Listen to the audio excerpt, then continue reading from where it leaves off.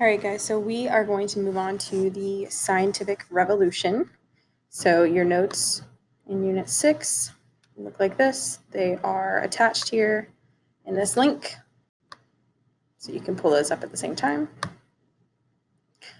Alrighty, so this is going to be pretty quick because I'm willing to bet that in your science classes you guys have talked about the scientific revolution already. So I'm briefly going to just go over what the scientific revolution is and some of its impacts and the spread of the scientific revolution. We've actually kind of already began to scratch the surface of the scientific revolution in Unit 4.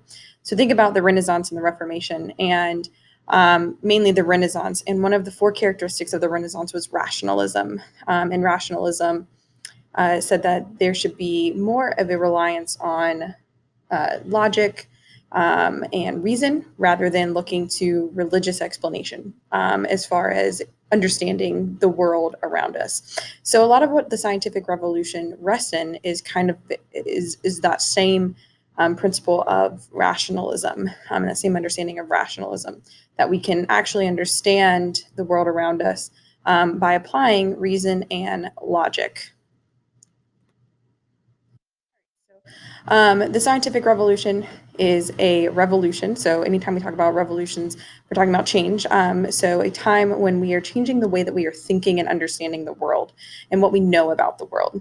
So anytime you see this word revolution, remember you're looking at a change in something. And so revolutions can be political or non-political. And so this revolution itself is non-political. And this is happening in Europe again. It's kind of overlapping with this Renaissance movement, but from the 16th to the 19th centuries.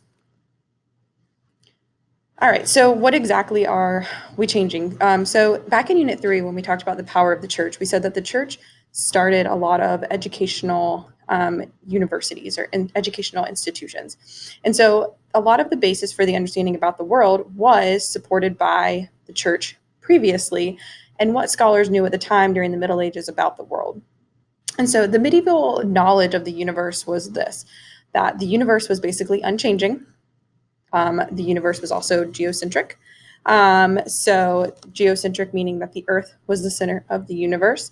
And so remember, they didn't have technology like we do today. So a lot of their understanding was based on understanding from previous scholars from ancient Greece and ancient Rome, who again didn't have the technology to fully understand and be able to actually observe the movement of the planets. And again, they relied heavily on the Bible and these ancient Greek and Roman writers. So the reason for the revolution, the reason for this change is that the Renaissance that we just talked about, right? So the characteristic of rationalism, a lot of Renaissance scholars found contradictory writers. And so it led people to kind of, again, question what they knew about the world and question if that specific explanation was correct. Okay. That time period also overlaps with the age of exploration. So explorers are finding new things, new areas, and there's just a necessity for new instruments as we continue to explore and discover the world. Okay, so one of the major advancements during the scientific revolution is the heliocentric theory. This is proposed first by Copernicus, and he contradicts what the church had supported, that the universe was geocentric or centered around the Earth, and instead Copernicus proposed that the universe was actually centered around the sun, right, which we know is true. So this was rediscovered by Galileo. And this was a groundbreaking discovery because it suggests that humanity is not the center of the physical universe. So by doing this or discovering this and suggesting that the sun is the center of the universe and not the Earth, again, this is one of those patterns that we've been seeing throughout the Renaissance and Reformation where people are going to challenge the traditional authority, the beliefs and the doctrines of the Catholic Church, which the geocentric theory was something that the Catholic Church had supported. So suggesting that their understanding of the universe was incorrect, again, contradictory to the Catholic Church, challenging the Catholic Church. We know that Galileo and Copernicus obviously are correct. Okay, and that led to several other universal systems that were discovered. You guys don't need to know them. You've probably gone over them in science, but I just referenced them here so you can look over those later.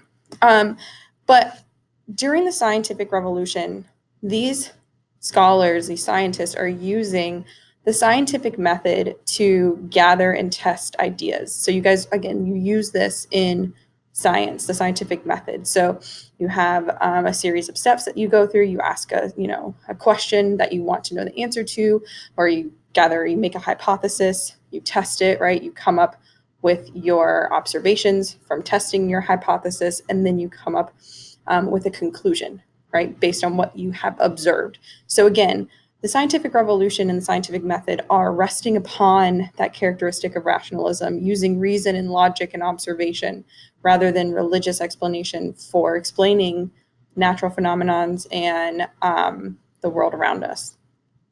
Okay, so theories have to be tested by experiment and data. They can't simply just be religiously explained. When we look at the spread of the scientific revolution, this comes with Sir Isaac Newton. He disproved a lot of Aristotle's theories, which Aristotle was a Greek philosopher. And Sir Isaac Newton proposed that natural laws govern nature, and that by observing these natural laws, we could observe and we can understand the world around us, because these specific laws allow us to understand why and how things happen. So his book, Principia, is the most important scientific book ever, because it explains these natural laws of the world that we can both observe and understand, or form an understanding about the world around us. And so from Isaac Newton and some other scientists during the scientific revolution, we see the development of new scientific instruments, the advancement of medicine through the study of anatomy, which previously had not necessarily been allowed because of religious restrictions, and also discoveries in chemistry.